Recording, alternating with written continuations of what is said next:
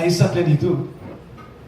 The Bible gives us another story. There are many stories about giants, but I'm going to talk about these two. Hay muchas historias acerca de gigantes, pero quiero hablar de una segunda. If you go to 1 Samuel chapter 17, Primera de Samuel, capítulo 17. And I know most of you guys are very familiar with this story, but I had to bring it up. Yo sé que muchos de ustedes son muy familiarizados con esta historia, pero tuve que mencionarlo en esta noche. 1 Samuel 17, 4 through 11. Primera de Samuel 17, 4 al 11. The Word of God says, and a champion went out from the camp of the Philistines named Goliath, from Gath, whose height was 6 cubits and a span. That's over 9 feet tall. 9 feet, 9 inches. He had a bronze helmet on his head, and he was armed with a coat of mail, and the weight of that coat was 5,000 shekels of bronze. Just the armor was about 125 pounds heavy. And he had bronze armor on his legs and a bronze javelin between his shoulders. Now the staff of his spear was like a weaver's beam, and his iron spearhead weighed 600 shekels, and a shield bearer went before him.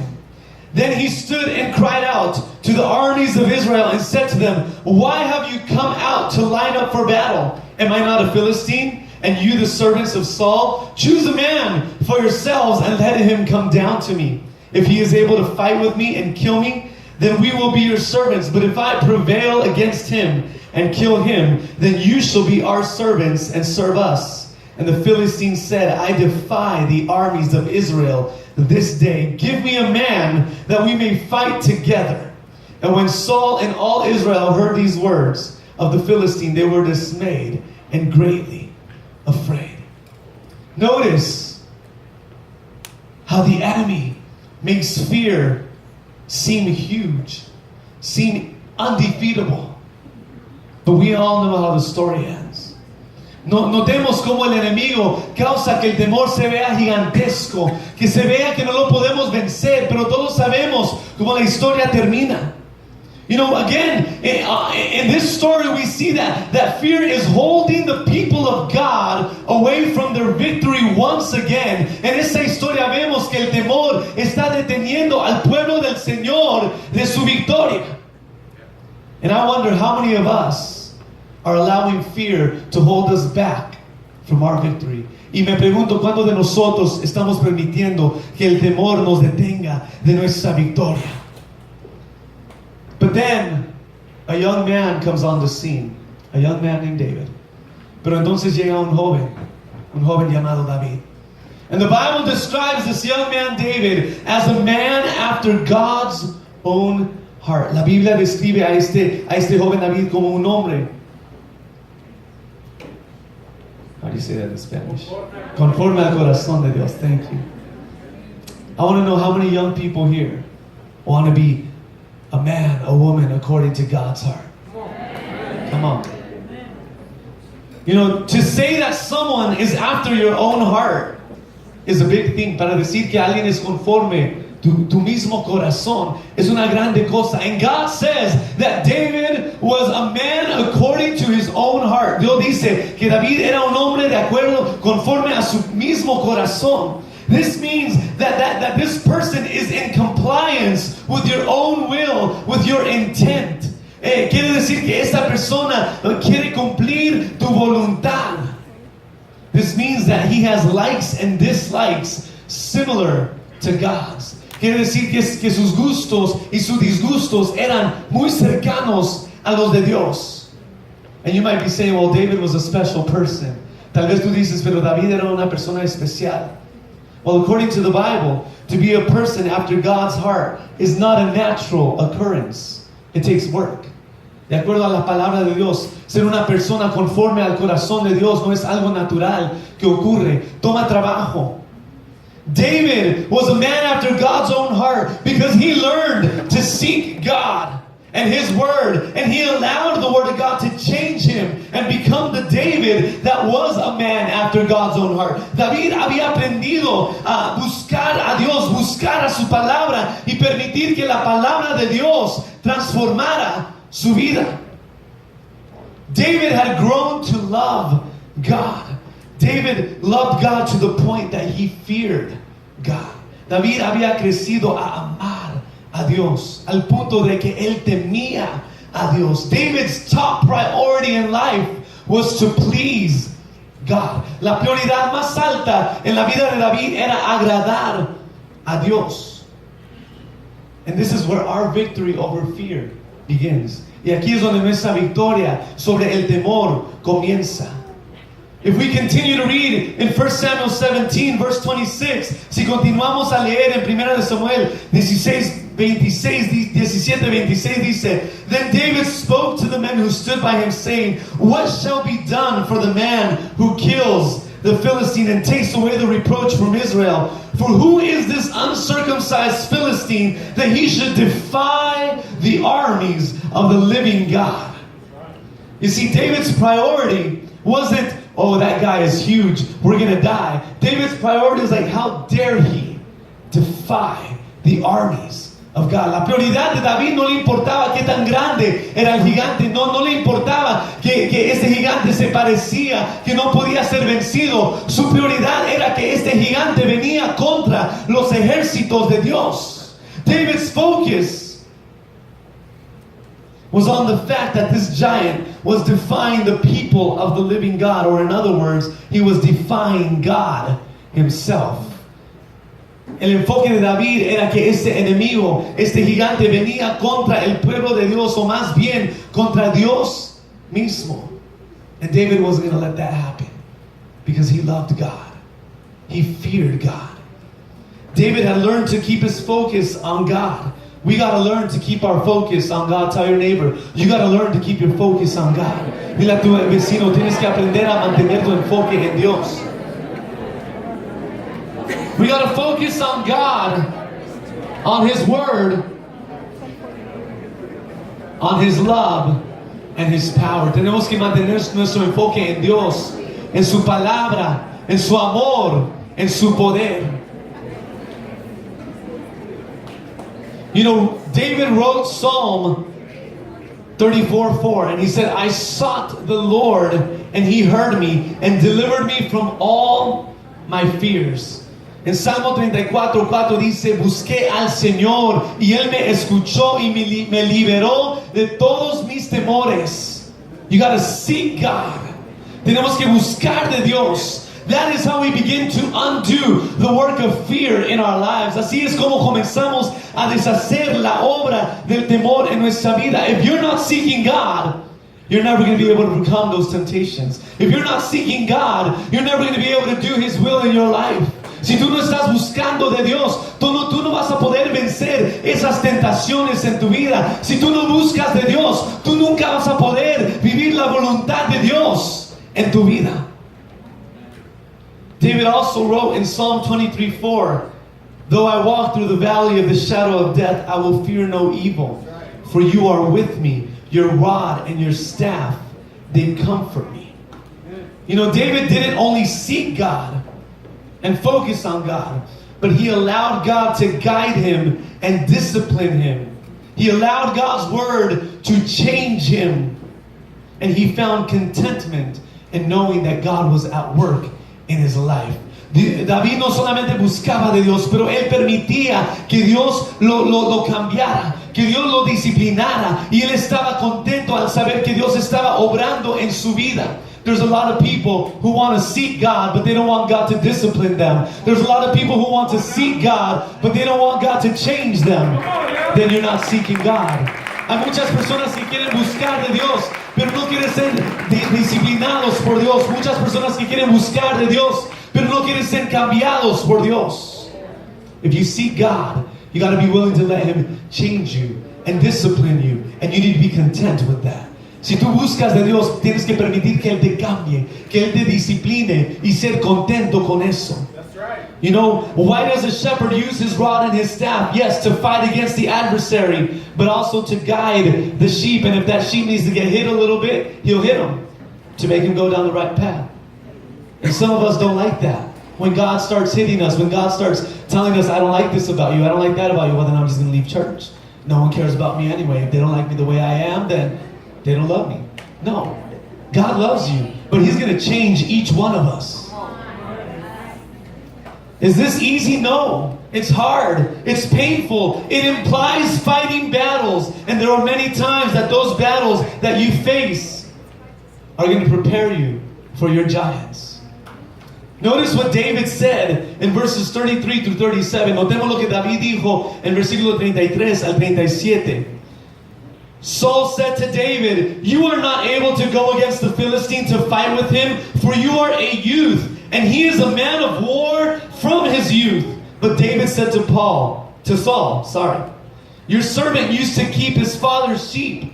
And when a lion or a bear came and took a lamb out of the flock, I went out after it and struck it and delivered the lamb from its mouth. And when it arose against me, I caught it by its beard and struck it and killed it. Your servant has killed both lion and bear, and this uncircumcised Philistine will be like one of them, seeing he has defied the armies of the living God." Moreover, David said, "The Lord who delivered me from the paw of the lion and from the paw of the bear, He will deliver me from the hand of this Philistine."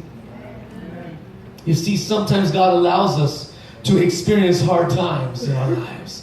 God allows us to experience things and situations that we may think are provoking fear in our lives, because those things, those situations, they form us, they prepare us for a giant. Dios permite que nosotros experimentemos situaciones, cosas difíciles, a veces aunque provocan cierto temor en nuestras vidas, porque esas situaciones nos forman, nos preparan para los gigantes que vienen contra nosotros. Most importantly, God knows that even though we face these daily battles, if we seek Him and obey His word, we will be victorious. Sobre todas las cosas, Dios sabe que aunque enfrentamos estas batallas diarias, pero si lo buscamos y obedecemos su palabra, seremos victoriosos. I want to pause on David for a little bit. Quiero ponerle una pausa a David por un momento. And I want you to go to the Gospel of Luke. Quiero que vayamos al Evangelio de Lucas. And I'm almost done, I think. Lucas 22. Luke 22. Verses 31 and 32. Versículo 31 al 32. And I want to talk about somebody really quick. Quiero hablar acerca de alguien bien rápido. We all know the Apostle Peter. Todos conocemos al apóstol Pedro. Verse 31, Jesus is having a conversation with Peter. Chapter 22, verses 31 through 34. Lucas 22, 31 al 34. Jesús y Pedro están teniendo una conversación. And he says, "Peter, Simon, Simon, indeed Satan has asked for you that he may sift you as wheat. But I have prayed for you that your faith should not fail. And when you have returned to me, strengthen your brothers." But he said to him, "Lord, I am ready to go with you, both to prison and to death." Then he said, "I tell you, Peter, the rooster shall not crow this day before you will deny me 3 times. You see, Satan believed that he could defeat Peter and destroy God's purpose in him by attacking him with fear. Satanás creía que él podía destruir el propósito de Dios en Pedro tratando de atacarlo con el temor. Why did Peter deny Christ? ¿Por qué negó Pedro a Jesús? Because he was afraid. Porque tenía temor. He was afraid of what might be done to him. But you know, God believed in Peter, and although he knew that Peter was going to fail him, he knew that if Peter would get back up and trust in him and obey him, ultimately God's will and purpose for him would come to be. So Jesus allowed Peter to be sifted or tested. And I asked myself, how many times has Satan maybe asked to test or sift you? But that's not the point. The point is this: God believes in you just as He believed in Peter, that you can overcome any fear, that you can overcome any situation that comes against you.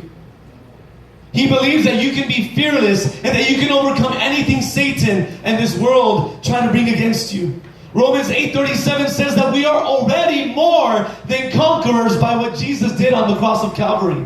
You are already more than a conqueror by what Jesus did on the cross of Calvary. Each one of you has a divine purpose from God. Some of you even have ministerial callings. Some of you have divine purposes, but you're holding back because of fear. And maybe you've had the intention to be obedient to God, and you've thought about wanting to change maybe habits or weaknesses that you fall into, that you battle with.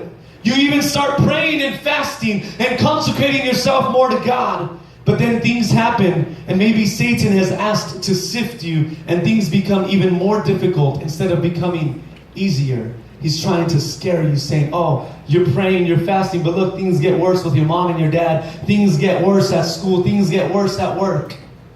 Why are you praying? Don't do it. God doesn't care about you. No one cares about you. He tries to instill fear. Don't give up. Keep doing what you have to do. The difference between Peter and Judas, the betrayer, is that Peter didn't give up when he failed, because they both failed God.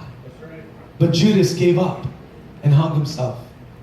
Peter cried, but he got back up and he kept running that race. And the Peter that we see after the day of Pentecost is a victorious, fearless Peter. He preached and 3,000 souls are saved. Because of his connection with God, his very shadow would heal the sick. He was so fearless that when he was going to be crucified for being a follower of Christ, he requested to be crucified upside down, for he was not worthy to be crucified as his Savior. But we can only be fearless when we're willing to be a man or a woman after God's own heart. When we love and trust God more than anything else. We must seek Him. We must allow His Word to change us. You're never going to be perfect, so get that out of your head. But when you fall, you need to get back up and continue running the race towards your goal of living passionately and fearlessly for Christ. Maybe you've been confronting different types of fears in your life. Some of you, it's keeping you from obeying God's call in your life. Others, it may be causing you to fall into temptation and even into sin. For others, maybe you feel like you just need to give up on everything. But when we go back to the story of David, and I'm going to finish with this, I'm going to ask you to stand. 1 Samuel 17:45-49 says, Then David said to the Philistine, You come to me with a sword, with a spear, with a javelin, but I come to you in the name of the Lord of hosts, the God of the armies of Israel, whom you have defied. This day the Lord will deliver you into my hand, and I will strike you and take your head from you. And this day I will give you the carcasses of the camp of the Philistines to the birds of the air and the wild beasts of the earth, that all the earth may know that there is a God in Israel, that all the earth would know that there is a God in your life, in your family, in your church. Then all this assembly shall know that the Lord does not save with sword and spear, for the battle is the Lord's, and He will give you into our hands. And so it was, when the Philistine arose and came and drew near to meet David, that David hurried and ran toward the army to the Philistine. Then David put his hand in his bag and took out a stone, and he slung it and struck the Philistine in his forehead, so that the stone sank into his forehead, and he fell on his face to the earth. And David defeated the giant of fear that the enemy was using against him. And tonight, you're going to overcome the giant of fear that the enemy brings against you. I want you to close your eyes right there where you're at. Cierren sus ojos ahí donde se están. And I don't know what you're going through tonight. Yo no sé por lo que tú estés pasando. I don't know what's been going on in your life. Yo no sé lo que ha estado pasando en tu vida. I don't know what's been going on in your mind lately. Yo no sé lo que ha estado ocurriendo en tu mente. Thoughts. Some of you, like I said, have callings on behalf of God. And because of fear, you have not been responding accordingly. There are some people here that are struggling on a daily basis with weaknesses, with temptation. There are some people here who have just said, I'm just going to give up on everything, even on life. I want to tell you, that is all fear. A tactic of Satan to destroy you, because he knows that in God, you have a purpose. He knows that in God, you have a destiny. In God, you have a promised land. And I don't know if there's any young people here. I know the altar is real small, so I don't know if we're going to have anybody helping us here, but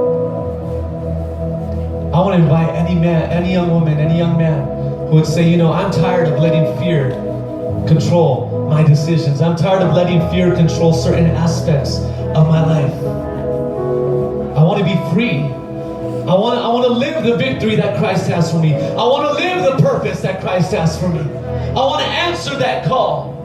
I want to overcome this weakness. I want to know that I am loved.